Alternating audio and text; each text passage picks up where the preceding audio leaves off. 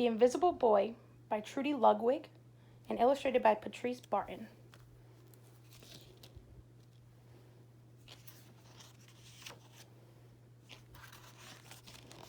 Can you see Brian, the invisible boy? Even Miss Carlotti has trouble noticing him in her classroom.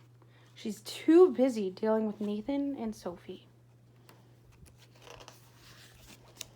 Nathan has problems with what Mrs. Carlotti calls volume control.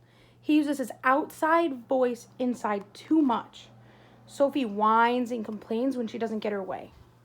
Nathan and Sophie take up a lot of space. Brian doesn't. When the bell rings for recess, Mackay and JT take turns choosing kids for their kickball teams. The best players get picked first. Then the best friends of the best players. Then the friends of the best friends. Only Brian is left, still waiting and hoping. JT glances in Brian's direction and just as quickly looks away. We've got enough players for each team, he yells to the others. Let's play ball. In the cafeteria, Madison and her friends talk about her birthday party. The rope swing over the pool was awesome, says JT. Yeah, so was the water slide, adds Fiona. That was the best pool party ever. I'm so glad you guys had fun, says Madison. Everybody did, except Brian. He wasn't invited. At choosing time, while the other kids play board games and read, Brian sits at his table, doing what he loves to do best. He draws fire-breathing dragons scaling tall buildings, greedy pirates digging for treasure, space aliens locked in intergalactic battles, and superheroes with the power to make friends wherever they go. On Monday morning, Mrs. Carlotti introduces Justin, a new student, to the class. Brian smiles shyly at him. Some of the other kids sneak looks at Justin, trying to figure out if he's cool enough to be their friend. They haven't quite made their minds up yet.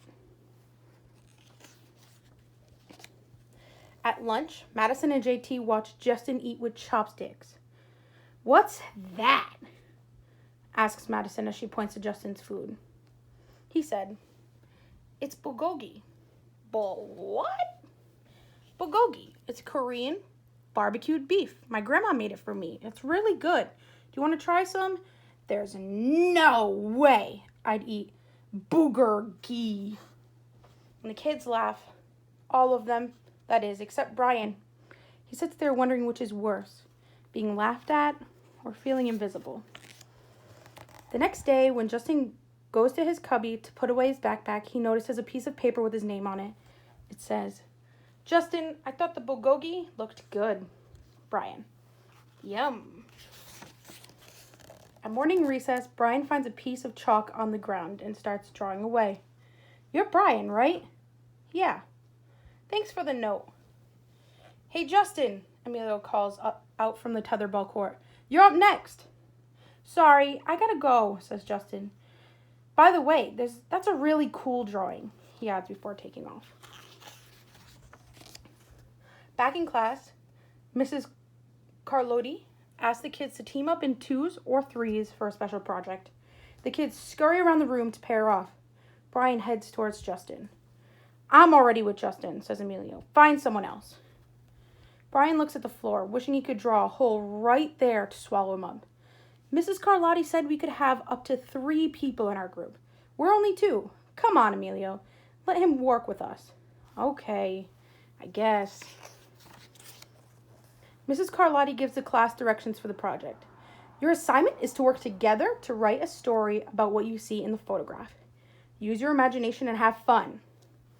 Whoa, cool, says Emilio. What kind of people do you think would live in houses like that?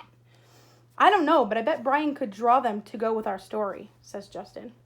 Brian smiles as he takes out his lucky pen.